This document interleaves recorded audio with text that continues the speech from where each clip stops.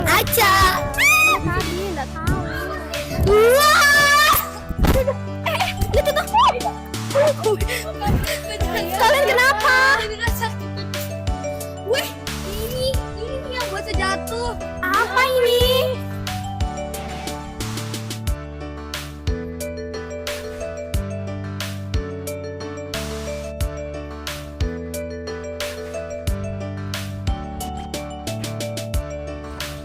Nah, jadi seperti yang kalian lihat, di sini sudah ada sel hewan.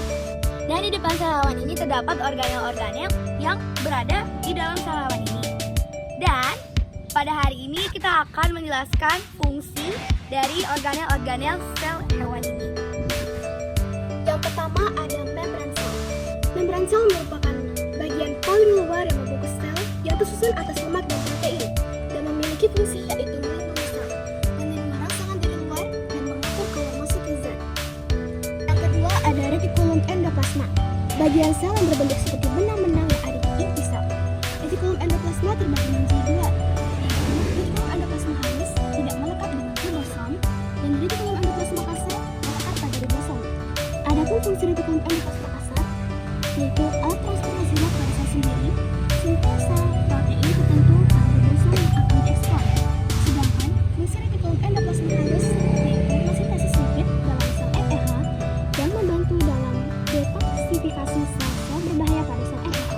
Yang ketiga ada sitoplasma. Sitoplasma merupakan cairan di dalam sel kecuali nukleus inti sel dan organel. Serta sitoplasma terdiri dari protein, material, dan air. Sitoplasma memiliki koloid kompleks yang bisa berubah tergantung konsentrasi air. Jika konsentrasi air rendah disebut gel, namun jika konsentrasi tinggi disebut sol. Sitoplasma memiliki fungsi, memiliki bahan kimia sel. Yang keempat ada mitokondria, organel terbesar yang merupakan mesin dalam sel. Bentuknya mirip cerutu atau rokok yang memiliki dua lapis membran dan leku-leku yang dinamakan kritas. Oksigen dan glukosa berkombinasi dalam membentuk energi ATP yang dibutuhkan untuk metabolisme dalam organel.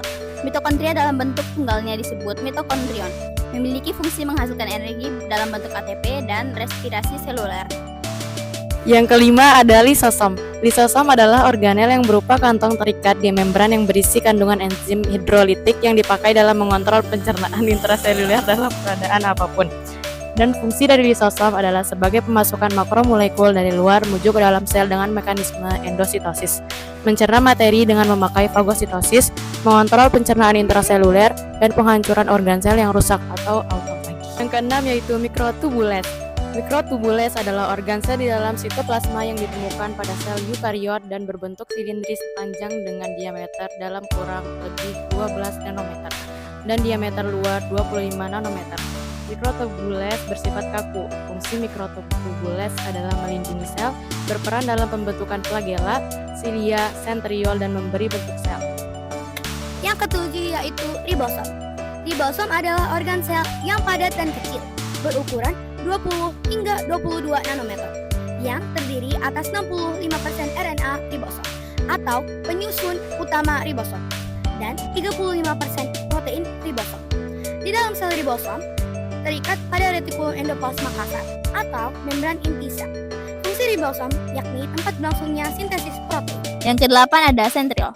Sentriol yaitu berbentuk tabung yang bisa ditemukan pada bagian sel eukariota dan berperan dalam pembelahan sel. Sepasang sentriol yang membentuk struktur gabungan disebut sentrosom.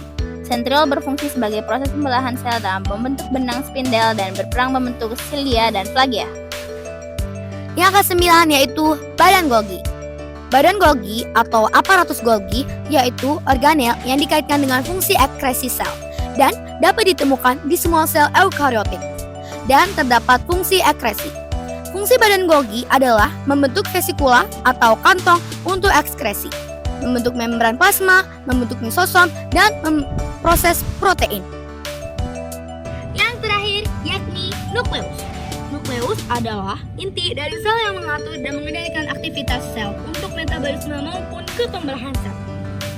Fungsi nukleus yakni tempat terjadinya replikasi untuk menjaga integritas gen-gen, mengatur aktivitas gen dengan mengolah ekskresi gen, mengadakan proses metabolisme dalam sel dan menyimpan informasi genetik.